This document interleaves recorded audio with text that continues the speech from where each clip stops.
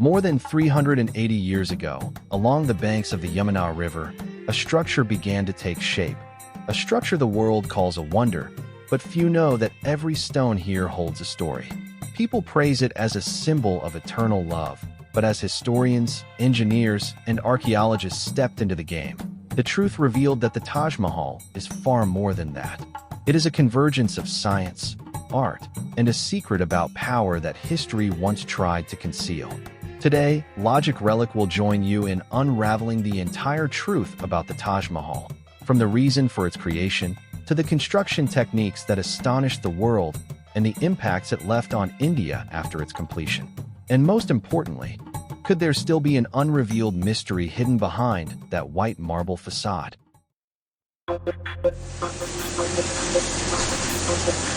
Agra, early 17th century. The Mughal Empire was at the peak of its power, a time when gold, silver, silk, and art adorned every major city. But amidst that opulence, an event occurred that changed the course of history. In 1631, Mumtaz Mahal, the third wife and the one most beloved by Emperor Shah Jahan, passed away while giving birth to their 14th child. The woman admired by the entire court for her beauty and intellect departed at the age of 38, leaving an irreplaceable void in the emperor's heart. They say Shah Jahan, the powerful ruler whose mere flick of the hand could move an entire kingdom, was so devastated that no one dared to look into his eyes, for within them lay unbearable pain. But from that pain, an idea was born. If this love cannot exist in life, then it must endure forever in stone. That was when Shah Jahan decided to erect an unprecedented structure, a resting place for Mumtaz, and also a symbol of the undying love he wanted the world to witness. The records in Padshanama, the official chronicle of the Mughal dynasty, describe a secret meeting where Shah Jahan conveyed this idea. The man stood before his court of nobles and officials, his voice as deep as stone, ordering that a mausoleum unlike any seen in any dynasty would be built. It must silence all of humanity when they gaze upon it. However, the Taj Mahal was not born solely from love. It was also a subtle political declaration. At that time, the Mughal Empire was expanding its power, but competition with forces in Persia and Central Asia simmered beneath the surface. Shah Jahan understood that a grand structure would solidify his position not only within his territory, but also on the world map. And so, along the banks of the Yamuna River, where the land was firm, the water pure, and trade favorable, the location was chosen. Agra became the epicenter of a project that historians later called a work of love, but containing more power than emotion. The question arises, why would an emperor spend over 32 million rupees, a sum equivalent to billions of USD today, to build a mausoleum? Because for Shah Jahan, the Taj Mahal was not just for Mumtaz, it was also for himself, to etch his name deeply into history. An interesting piece of evidence was raised by researcher Wayne Begley in his book The Myth of the Taj Mahal and a new theory of its symbolic meaning. The Taj Mahal was built as an earthly version of Allah's throne in heaven, a message that Shah Jahan was not just an emperor, but a shadow of the divine. And so, in 1632, construction began. Shah Jahan assembled the greatest minds, architect Ustad Ahmad Lahori, thousands of artisans from Persia, India, and even inlaid stone experts from Italy. No one at that time knew they were embarking on a journey that would last 22 years, and the world would gain a wonder to astonish all of humanity. Before the Taj Mahal emerged as a white jewel in the heart of Agra, the Mughal Empire had spent over a century consolidating its power.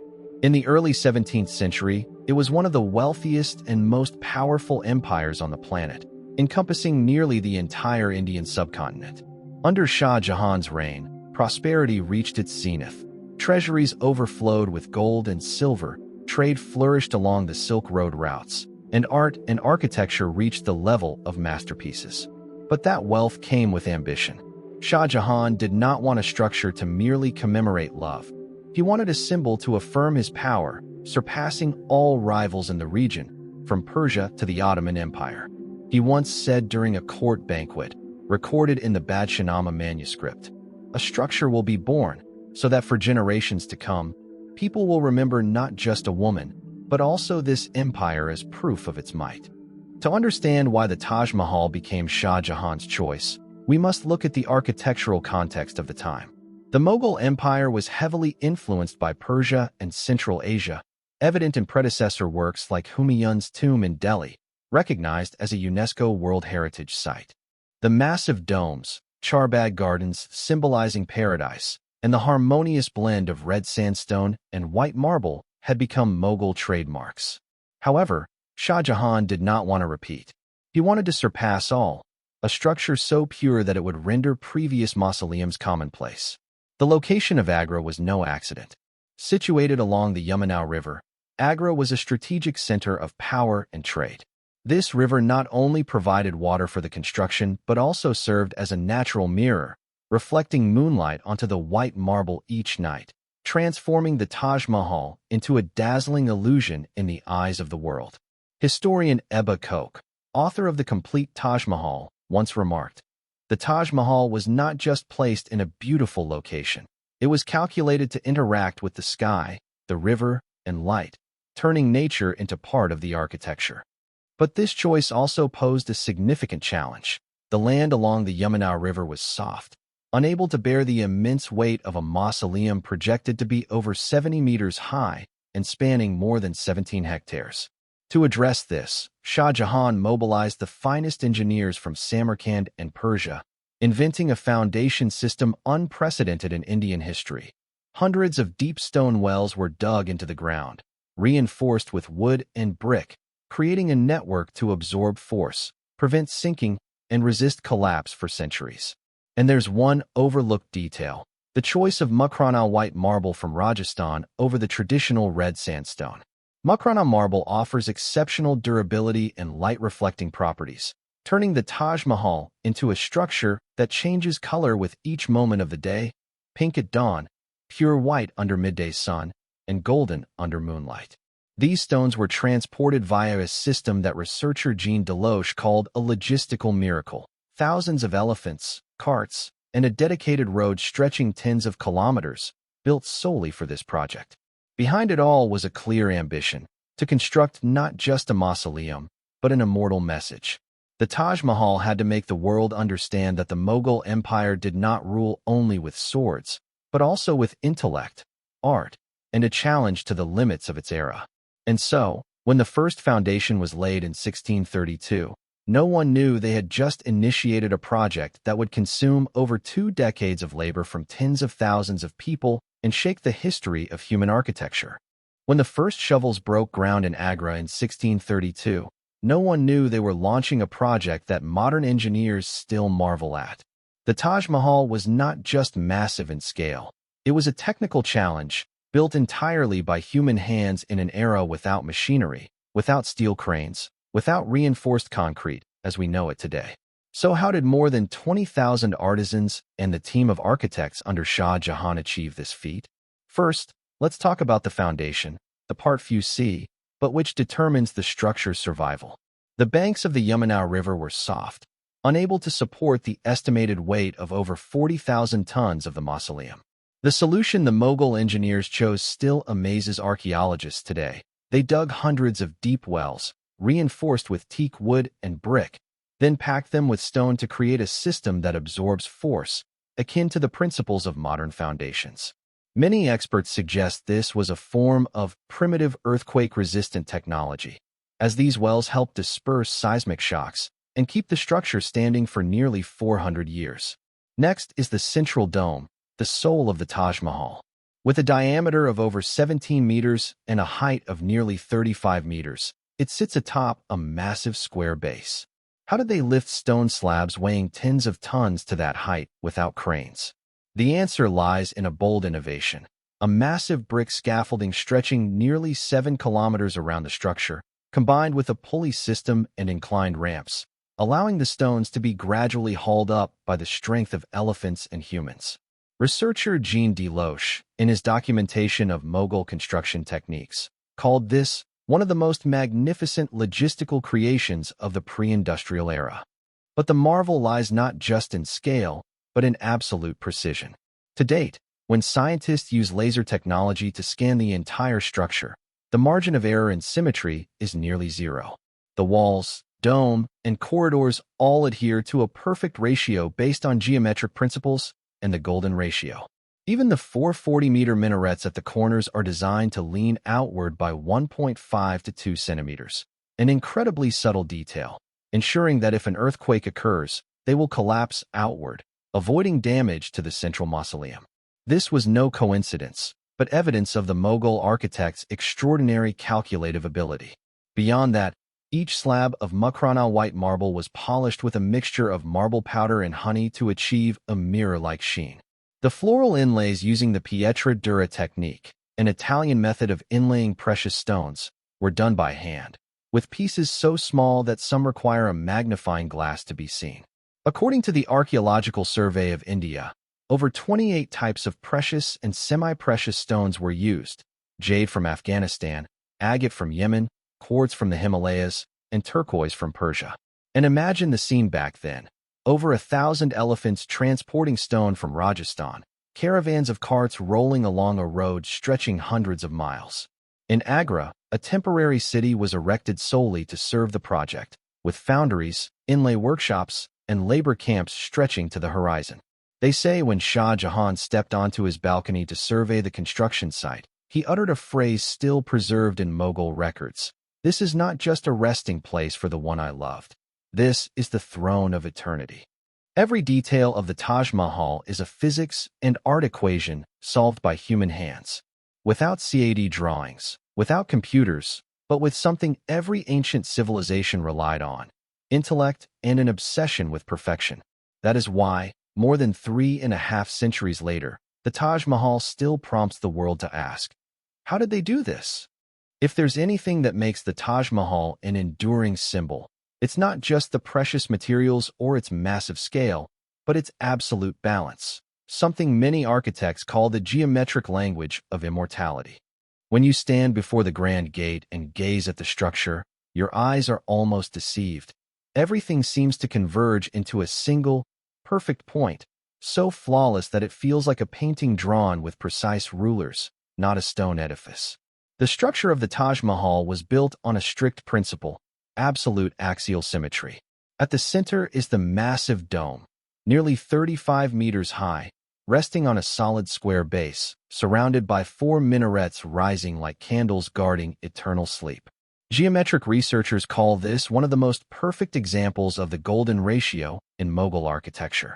From the central dome, the ratios continue: 1:1 for the square base, 1:2 for the tower and dome height, all creating a harmony that the human eye perceives even without understanding why it's beautiful. But behind that beauty lie incredibly subtle calculations.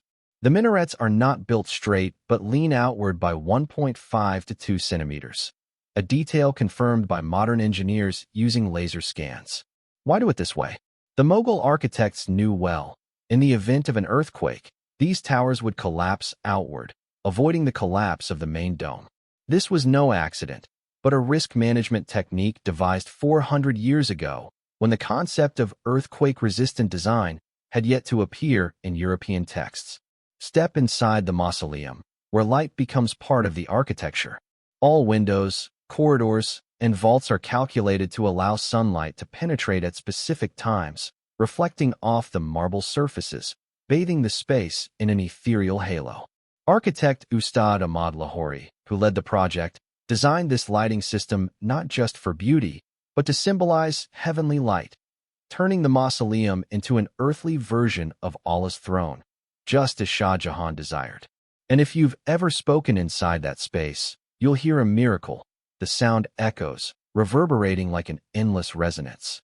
The vaults inside are designed to create an amplification effect, making prayers seem to linger and spread throughout the space.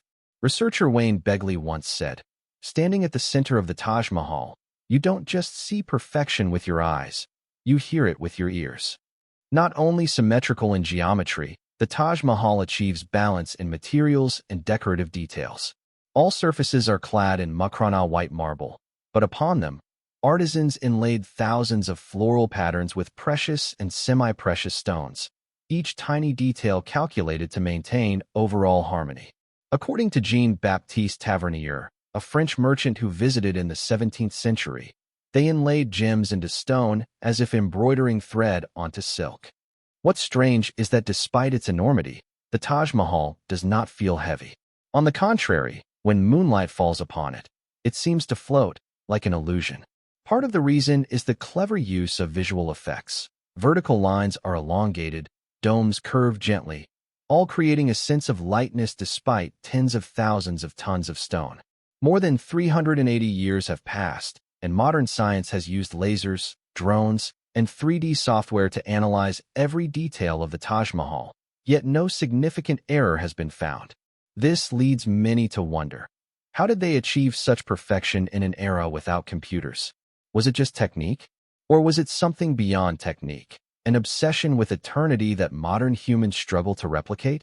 If the architecture of the Taj Mahal is its body, then the Charbagh garden and surrounding hydraulic system are the soul that perfects it. In Islamic culture, the image of paradise is always tied to lush gardens and pure, flowing water. Shah Jahan, with a vision ahead of his time, did not just build a mausoleum.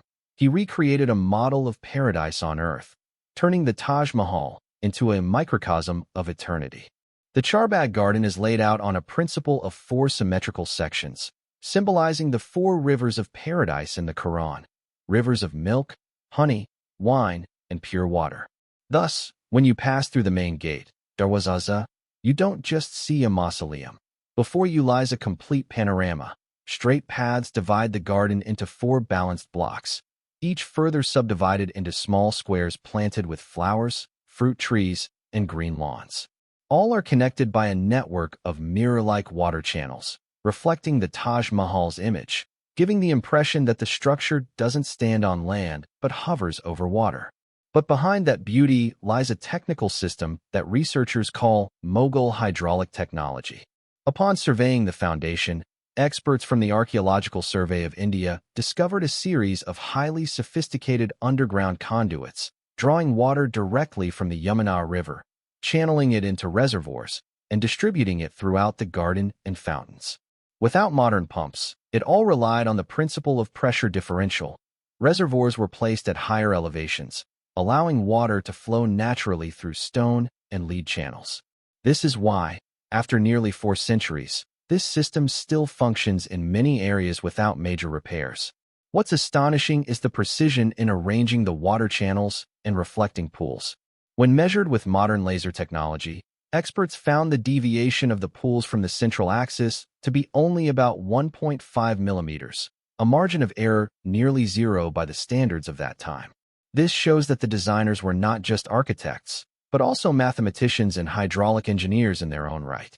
The pools within the grounds do more than beautify.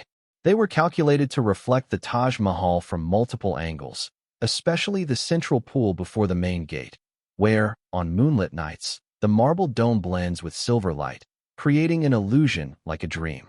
English traveler Edward Terry, who visited Agra in 1640, wrote in his diary, "The Taj Mahal is not just a mausoleum. It is a mirror reflecting paradise." One cannot overlook its symbolic role. For Shah Jahan, recreating paradise where Mumtaz rests was not just proof of love, but a powerful message. The Mughal Empire could build a piece of heaven on earth.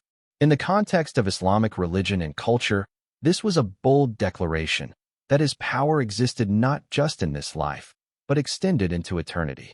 Today, as you stroll through the Charbagh garden, hearing the gentle trickle of water and watching the moonlight reflect off the marble dome, you'll understand why the Taj Mahal is not just an architectural work, but a spiritual experience, reminding people that true beauty lies not in material, but in the harmony of nature, technique, and faith in eternity.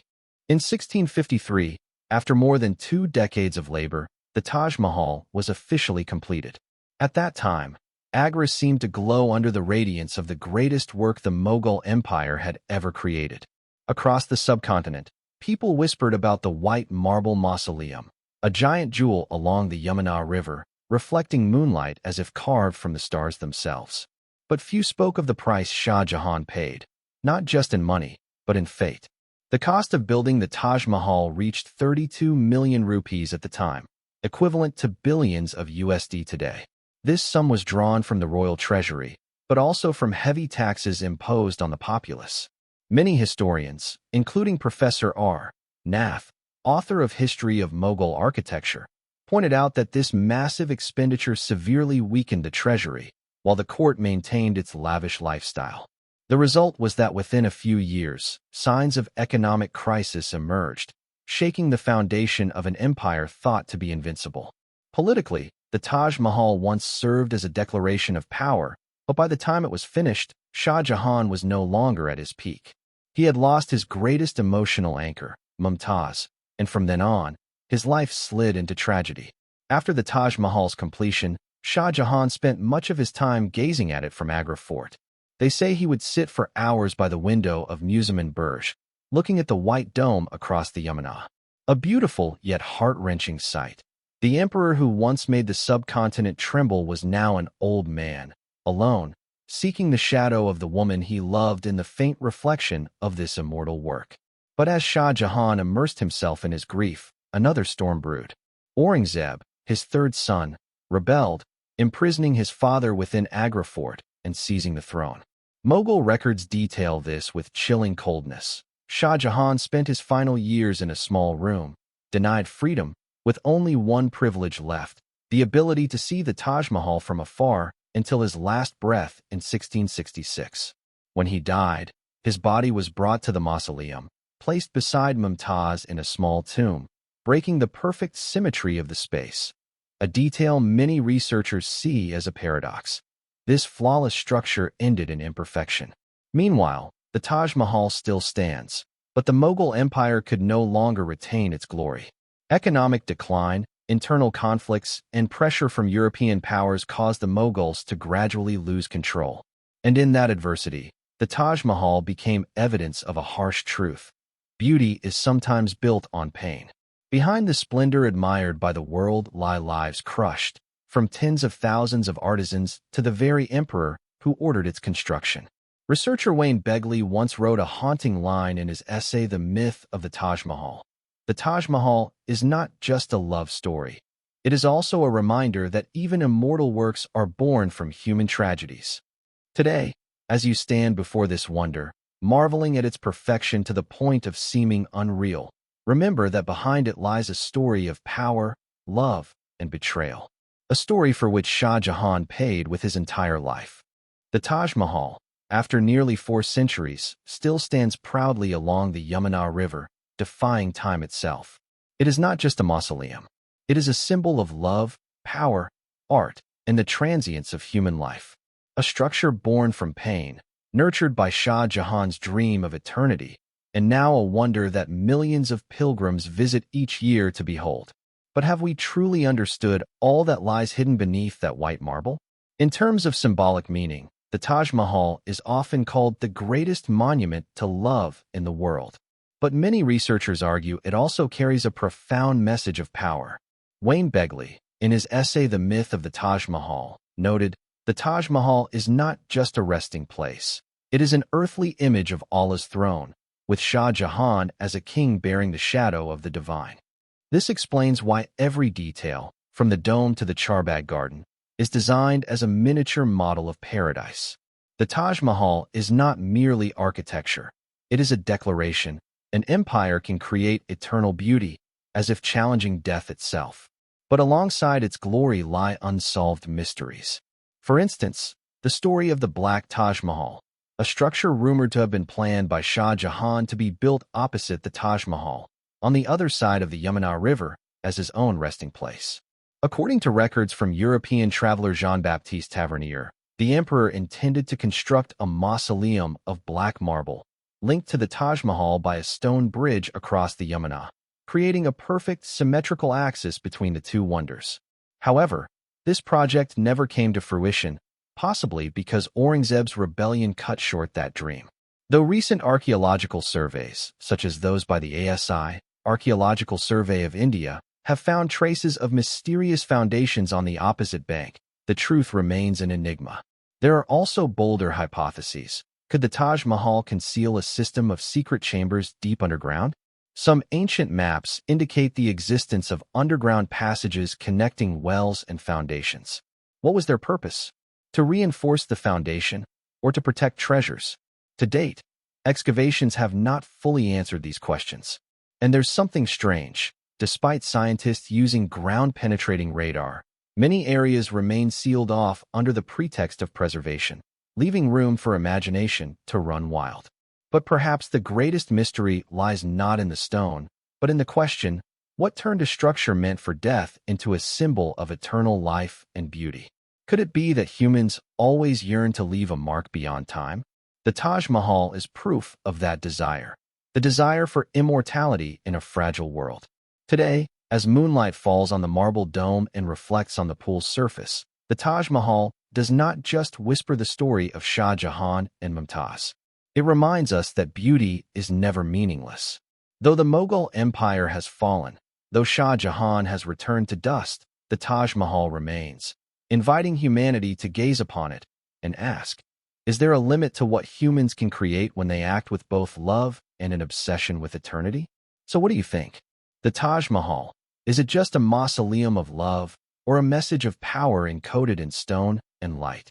And if there's still an undiscovered secret beneath that marble, would you dare to explore it?